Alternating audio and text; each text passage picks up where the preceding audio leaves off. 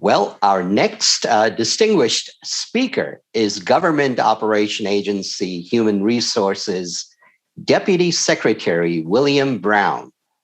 Now, Deputy Secretary Brown has a varied leadership experience from athletics, education, to civil service.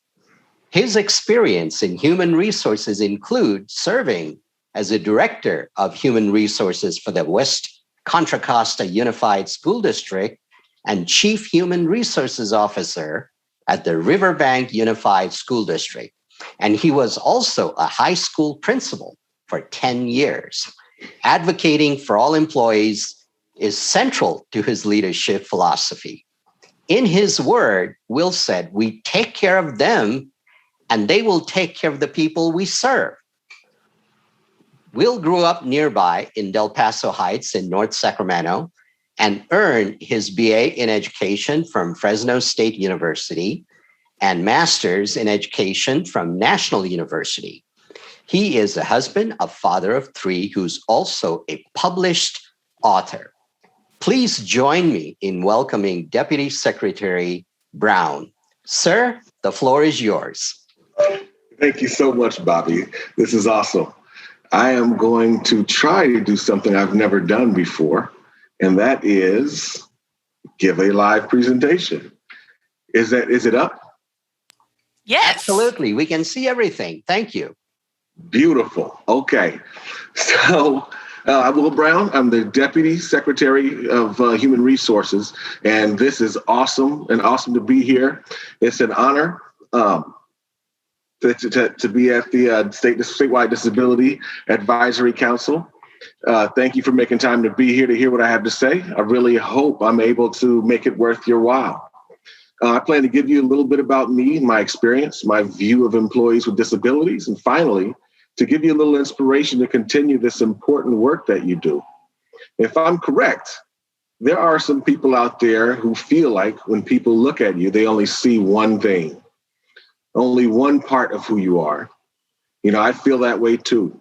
I'm a member of a number of groups: African-American, male, little portly, ruggedly good looking, I like to think, educated and friendly. No, nobody is one thing and nobody wants to be classified as one thing. You know, how many people feel like people look at you and only see one thing, looking at everyone else. You know, and if I'm right, there's a lot of people raising their hands, wanting to raise their hands, blinking their eyes, or pondering this for this moment. Most people have that in common. No one likes it. But more than that, it's hurtful, destructive, and wrong. And living life, seeing only one thing, makes everyone's life less complete. We'll go into a little bit about me. You know, my father was born in Denton, Texas. Here you have the Fred Moore High School. Originally, it was built in 1895 as the Denton County School for Colors. In 1913, it was rebuilt and named for Frederick Douglass. The Sunday night prior to its opening, it was burned down and not rebuilt until 1949. His mother said enough and moved west to Sacramento. My mother was born in Philadelphia, Mississippi, not far from the place where Emmett Till was murdered for allegedly wolf whistling at a woman in a store, where he was lynched and then thrown into the river. Her father said enough and left in 1958, brought my mother and sister in 1964. They moved to Sacramento. It was their intent to escape the Jim Crow South in search of opportunities to provide for themselves and their families. While they escaped the deep fried racism of the South, they ran into limited opportunities as they tried to make lives for themselves and their families. My father found work as a custodian in Rancho Seco. My mother worked as a housekeeper for elderly and sick. My father had 6 girls, and my mother had a son when they met through mutual friends in Del Paso Heights. And they married in 1970. Together, they had 4, me in 73. In my family, disabilities aren't uncommon, besides the fact that we're all a little bit out of our minds. Important legislation.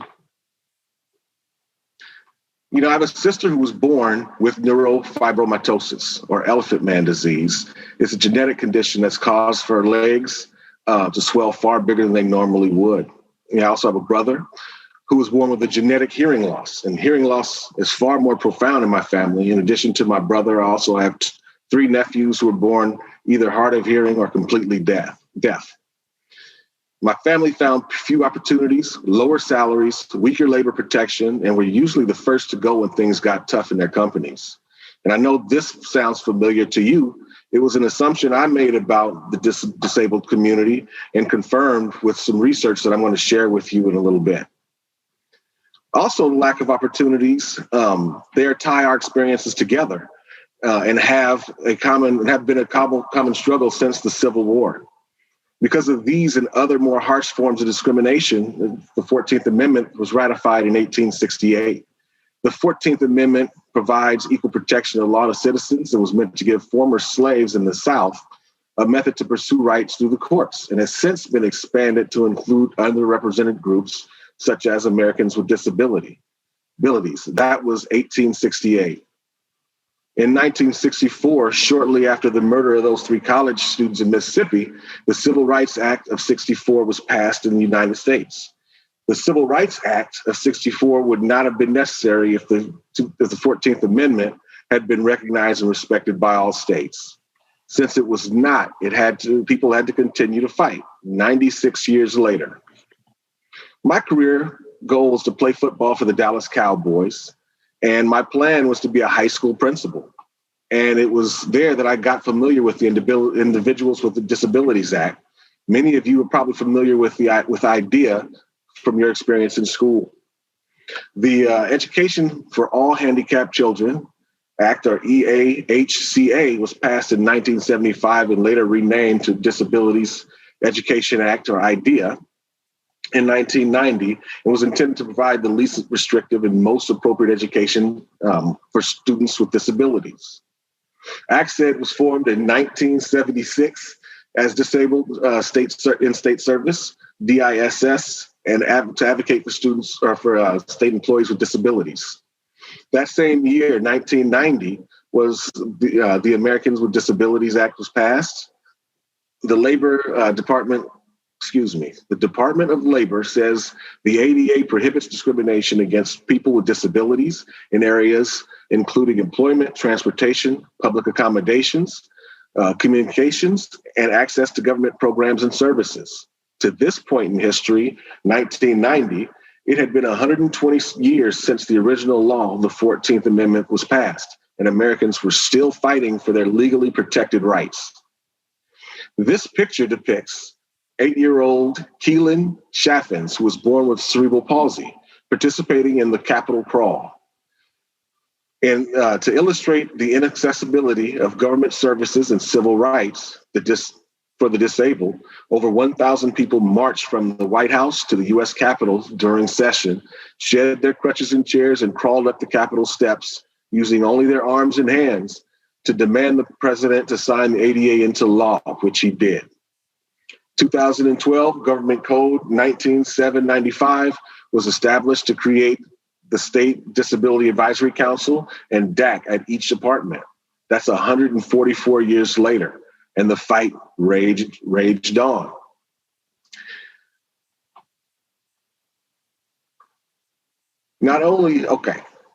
People with disabilities, the little quote at the top, people with disabilities don't get the opportunities in hiring, promotions, raises, and protection.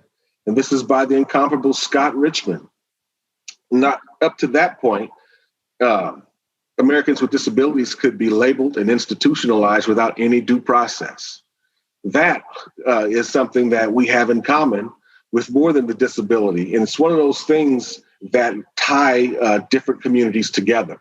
Being institutionalized without due process, violating your rights, those are things that people can relate to, although we don't always take the time to do that. There are about 41 million Americans living with disabilities, or roughly 12% of our population. 7.6 million are 18 to 64 and are employed. On February 24th, 2021, just a month ago, the U.S. Department of Labor statistics reported that people with disabilities are 3 times more likely to be unemployed, regardless of age, race, education, and experience. 8 in 10 are not in the labor force. 8 in 10 for people with disabilities are in the labor force. Extending on Scott Richmond's point, it ain't because of the lack of desire, it's because of a lack of opportunity. When people make assumptions based on one thing about you and it costs you a quality of life, it makes our whole society a darker place. And this idea of people harming you because of one thing is common. It's something that we can all relate to. On average, those Americans with disabilities earn just over $23,000 annually. Does anyone know what the average salary for Americans without disabilities is? And I'll take a moment. That is, it's $52,000 compared to 23. In California, it's over $63,000. So I believe everyone who wants to work should have the opportunity to work. And I think they should be paid fair value for that work.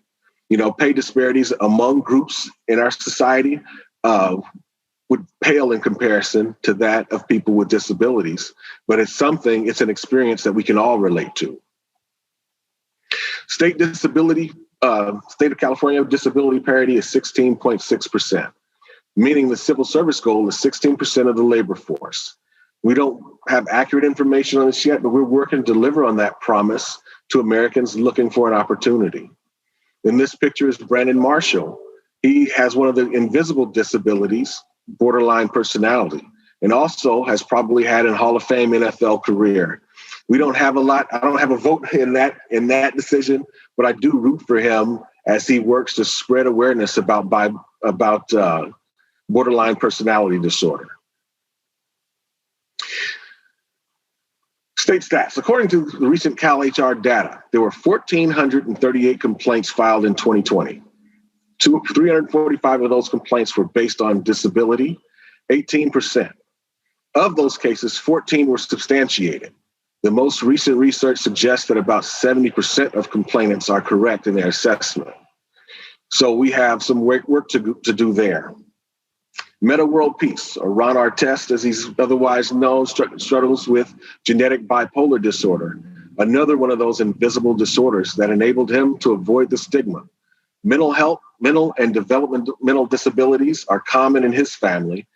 He also is an NCAA and NBA champion who now advocates for Americans with disabilities.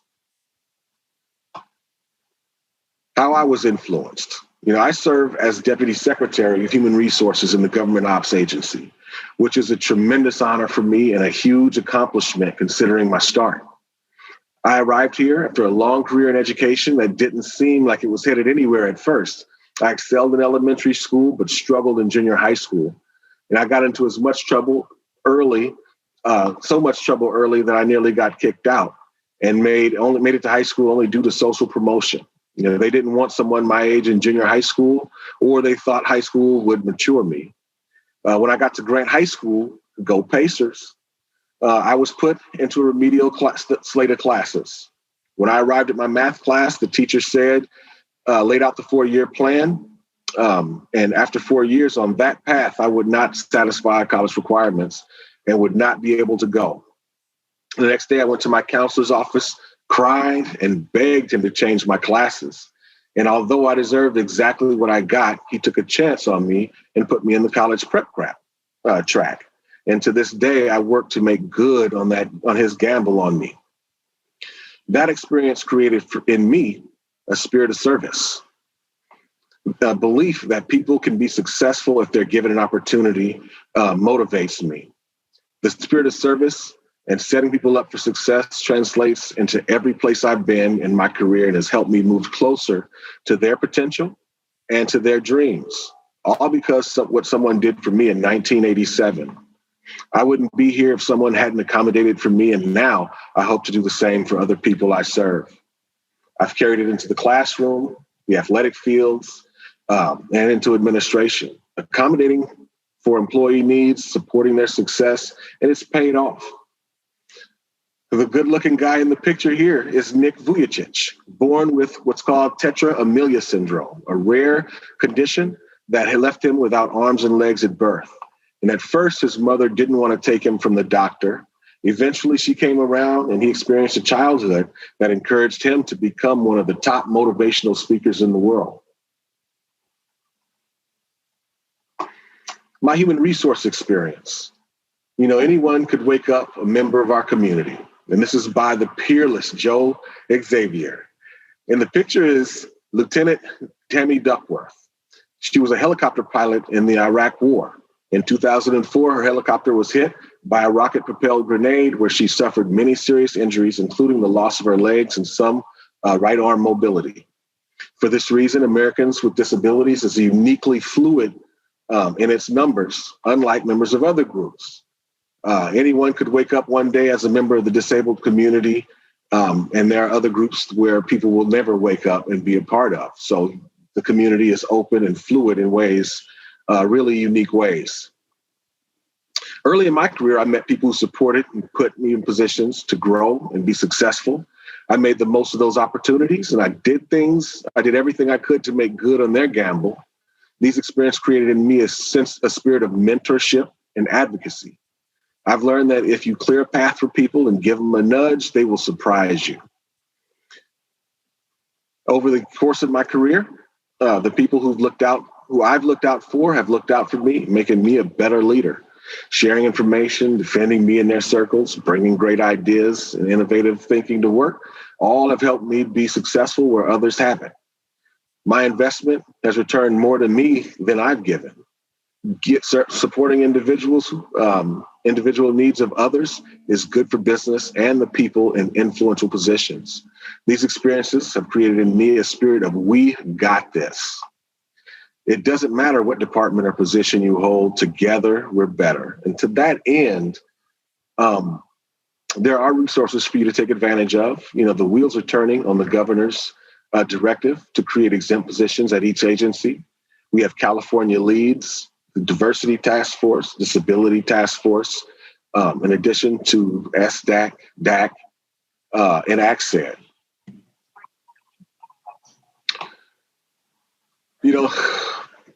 Turning poison into medicine. Peter Shore, I had a conversation with him. He said, we need to start educating leaders. We need to advocate for ourselves and others.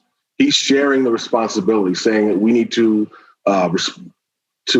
educate our leaders, at the same time be advocating for the people who are within the community. So he's one of my former special education teachers who, as a principal, I use as a sounding board and thought partner for all my students. As it turns out, accommodating for people's needs is a good thing. So I would use special education accommodations in general education classrooms and settings because the special ed department were my experts in accommodations and in modifications and making workable situations out of difficult ones. And you find out that, once again, you'll find this common thread is that we all have more in common than we have that makes us different. Back to turning poison into medicine.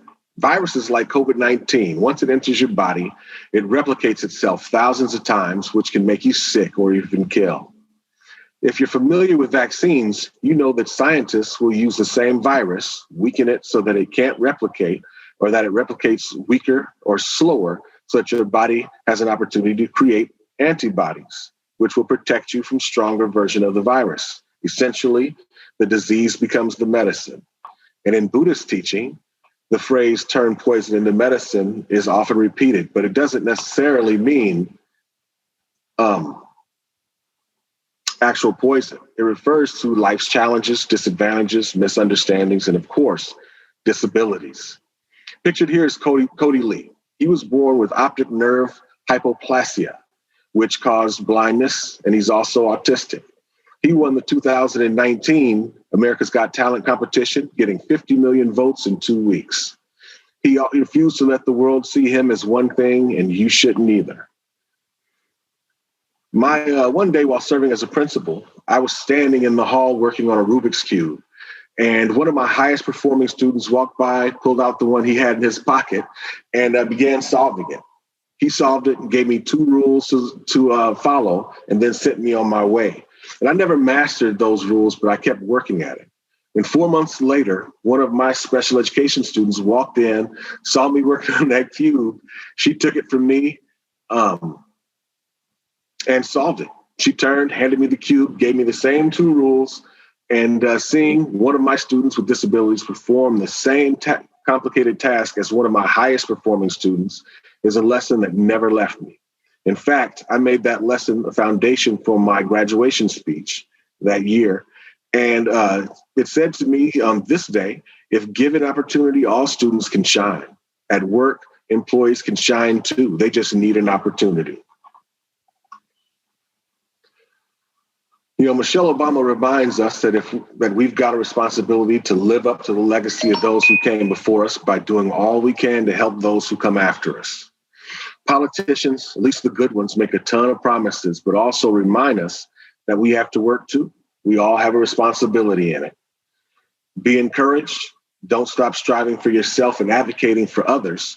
It's been over 153 years since that 14th Amendment was passed, the Civil Rights Act of 1964, ADA, and 1990. And it's because of one thing that many of us still face discrimination, oppression, and are denied the right to the pursuit of happiness. Human genomics say that we're all 99.6% the same. That 4%, that 0.4% is small, but sometimes sometimes all people see is, for far too many of us, is the one thing, is the 0.4%. My work and my call to you is to elevate and showcase your many layers and keep inspiring people to do the same. We've come a long way, but still have a way to go. The same way Michelle Obama uplifts large community and people, so do you. You don't know who all you inspire. The truth is, we are all many things and deserve to be seen as whole humans who can shine if given an opportunity. It doesn't matter how many layers there are to you. You just need a few things: support and encouragement. And with that, we all can be at our best. That's the common thread. As a principal, I took pride in the Best Buddies program, advocating for all students to be given opportunities to be given love and support. They all need to be successful in their lives. If you find yourself in need of advocacy and you can't find your own voice, find someone like the SDAC who will advocate for you. You all deserve the very best, and I thank you so much for your time today. There are lots of opportunities and advocacy groups out there who are looking for you. There's also laws that protect you, and it's the people in charge. As people in charge, it's our responsibility to make sure that you have the accommodations that you need and the support you need to be successful. So advocate and continue. Thank you so much. Thank you, Deputy Secretary Brown, for an excellent presentation. You mentioned that this was your first. You did an outstanding job. It was extremely motivational, by the way. And would you have a few minutes to answer questions from our audience? Absolutely. Great.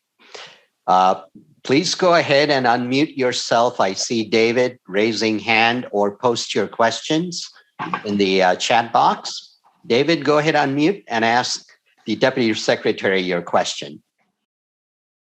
Thank you. My name is David Francis. I'm actually work for disability insurance within EDD. And Deputy Brown, I just wanted to share with you before I ask my question, that I too have transitioned to the state after working in education for 20 years. I was a high school teacher. 20 years. And so what you were saying about working with students with disabilities and having that exposure really did resonate with me. And one question that I had for you, and I don't know how equipped you are to answer this, but I know that when I talked with a lot of my students who had disabilities, one of the biggest challenges they had entering the workforce was policies that set up that really discouraged entering the workforce.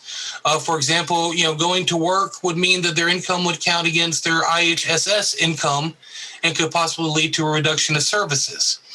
Or their Social Security supplement could go away if they earn if they had more than $2,000 in savings. And of course, how are you supposed to rent an apartment in California if you don't have $2,000 in savings to pay for your deposit? And once again, another student said, I want to work, but if I don't work for 3 years, my student loans are forgiven. It's not worth it for me to go into the workforce now because it'll cost me more money in student loans than it will if I go to work. Do you know if there are discussions in place at either the state or federal level to work at some of these policies that actually actively discourage those with disabilities to enter the workforce? Thank you. Thanks, David. My brother in education. Hey, it's been 153 years and we still, as a society, haven't gotten it right yet. You try to get closer and closer and make it better and better for people. And then you reveal that there are issues that are, unexpected or unintended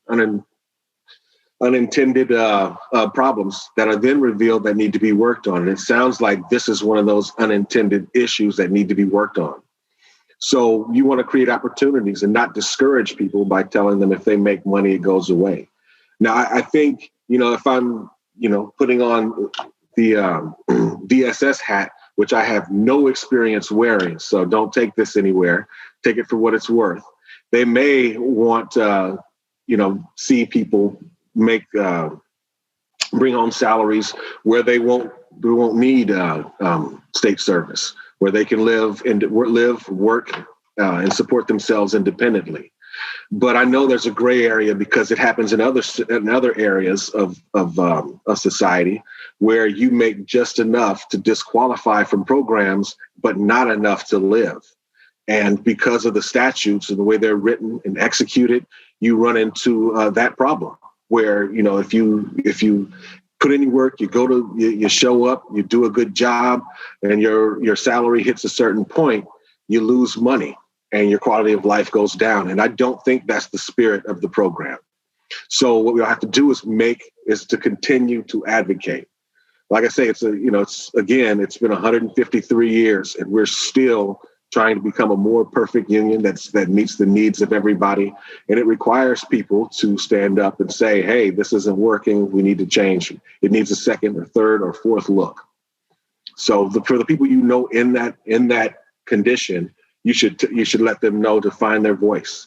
And if they can't find their voice, find a group who will speak for them. So we have a question next from Dan Clark, and then I have a question in the comments. Dan, do you want to unmute and ask your question?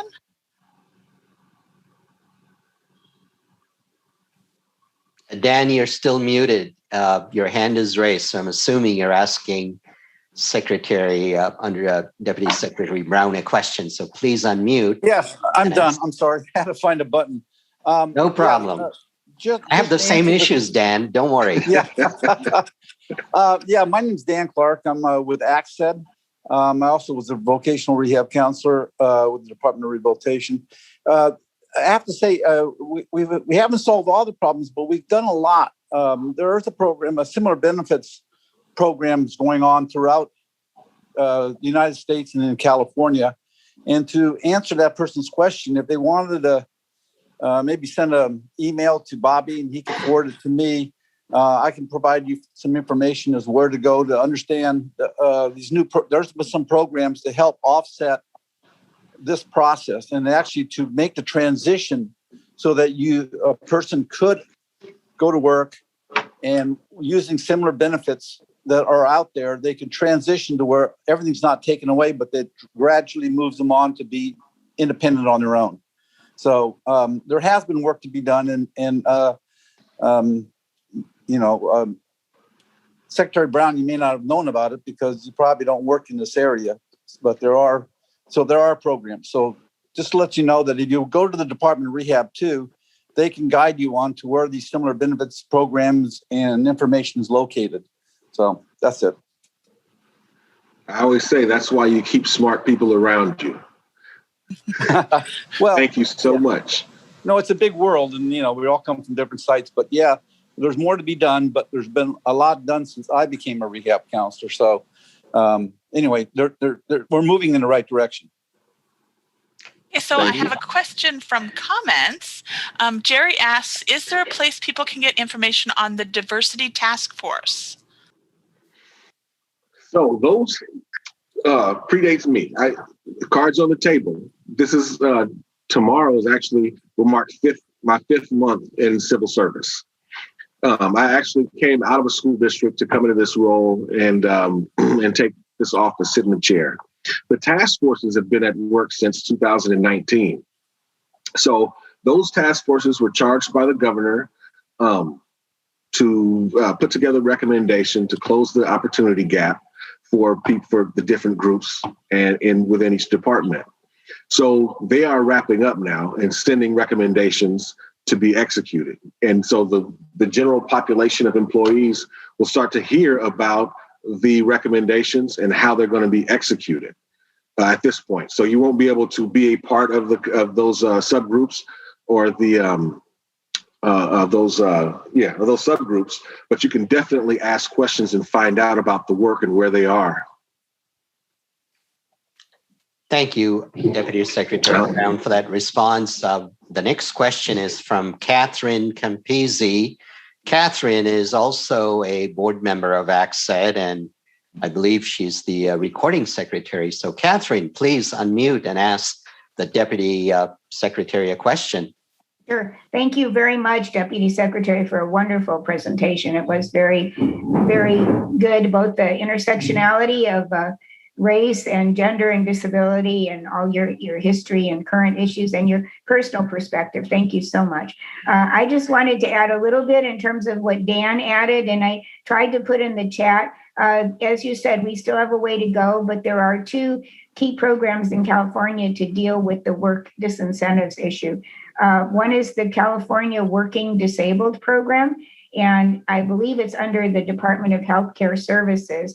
And that program allows people with disabilities that were on previous benefit programs like SSI or IHSS to earn pretty decent wages. I know they were in the 50-something thousand a few years ago, and I believe they're adjusted and maintain their IHSS and Medi-Cal.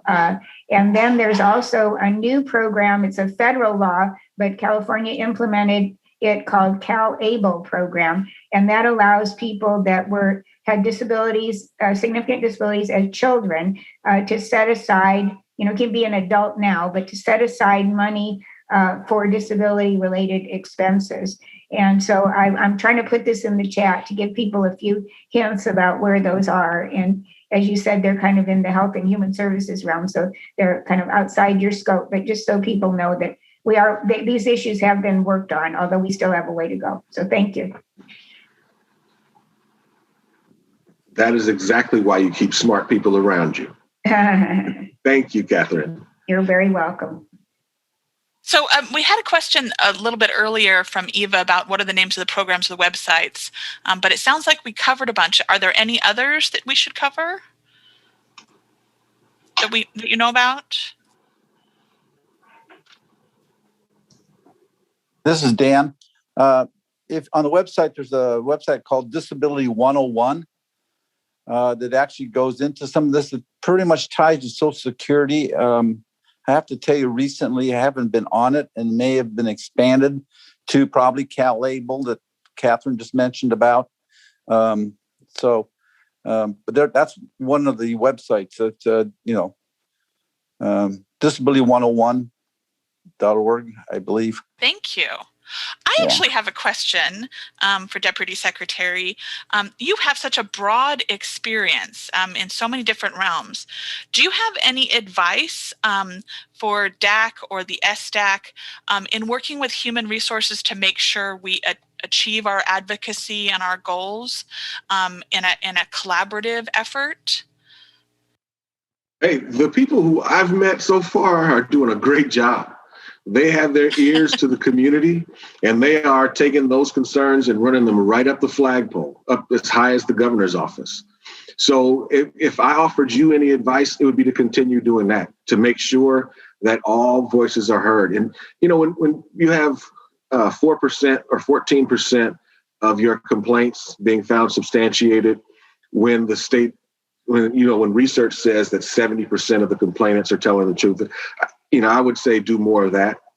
being out there, making your face familiar to people so that they bring their voice. Because, whether you have a disability or not, there are people out there who are struggling. They aren't getting opportunities. They're being discriminated against. They're being mistreated. They're not feeling supported at work. And that's not the spirit of civil service. So I would say to continue doing the work that you're doing. Keep your ear to those communities, hearing what people have to say, finding out what's going on. If there are people out there not being accommodated, make noise for them. Because, the better like I said in the beginning, and thank you, Bobby, for that generous introduction, the better we take care of the people who do the work, the better they take care of the people we serve. This is a service industry. And the higher you go in administration, the more your service is essential. So we serve the people who deliver the goods every day, and it's not the other way around. So the better we know, when you get into administration, the higher you go, I guess, the less direct contact you have with those people with the outward facing jobs who show up every day and deal with all the problems. So the more we can hear, the more information we get from groups like SDAC, the better decisions we can make and the better leaders we'll be. So it would be to continue to talk to those folks out in the field. Thank you so much. I'm going to throw it back to Bobby. Thank you so much, Susan. I do have a follow-up question, and that is, I like your analogy that you mentioned earlier when talking about COVID-19 vaccine. You said poison into medicine. I view poison as being the challenges, the obstacles, and barriers that people with disabilities face when they're navigating the complexities of civil service. Add to that complexities, the complaints, the handling of those complaints, processing of those complaints. When there is only 4% of complaints substantiated or received from communities, from people with disabilities in CalHR, what direct action that we can take to improve that? In other words, what call to action would you recommend for the audience of SDAC that they take to improve that statistics and the outcome? The outcome is to make the organization better. And so, if you're not satisfied with the outcome, then in your contract, there'll be another level. You can appeal almost any decision. And I would say appeal it. Go to the next step in the grievance process, because there's something in the organization that needs a second look. Mm-hmm. So let's compel people to give it a second look. I can assure you that if there's a problem, that person is not the only one suffering from it. Mm-hmm. And so we're all together in this, and we don't always like to look at that. We like to look at that little bitty thing that makes us different. We spend so much time and energy focused on the wrong thing that we don't that the right thing, our common experience kind of gets ignored. So if you're experiencing discrimination, lack of opportunity, or an inaccessible workplace, I'm sure you're not the only one. So if you don't have the voice or you don't think find someone who can. Go to the next level. Great advice. Thank you so much. Yes. Do we have any more questions for Deputy Secretary Brown? If not, I thank you, Deputy Secretary Brown, for an excellent presentation. We really enjoyed what you told us, the wisdom that you shared, your personal experiences. And, I've been getting inquiries. They all love your slides. Would you be in a position to share that with our audience? I'd be happy to. Us. If you send it to me, I can distribute that. Hello, Mr. Secretary Brown. Hello? Yes. Oh, sorry. I was muted. Yes, my name is Eduardo. So I had one question. I guess it's more of a comment than a question. So I married into a family of educators. My wife is a teacher. My mother-in-law is a retired teacher. So I wish that at the education system, we would start the kids young with disability awareness. And the reason I say that, I mentioned it once before. So I'm sight impaired, and when I was a youngster, I was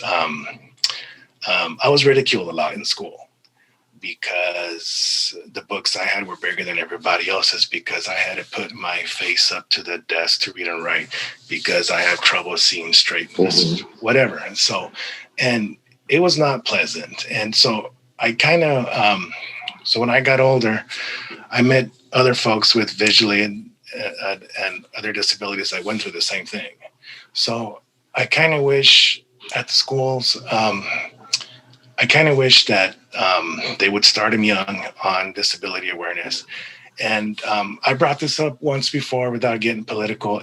It really didn't help. It doesn't help when our former president ridiculed a reporter that had a disability. To me, that's kind of like a big step back, a big step backwards of everything that we're trying to do as far as disability awareness and being aware of people's conditions. To me, that was a big step back. You know, it's a big kick in the gut, as you know, that kind of hit close to home for me. So to me, it's like, okay, we need to educate our leaders and educate our youngsters. So that's more of a comment than a question. But thank you for your presentation. Thank you for your time. Thank you.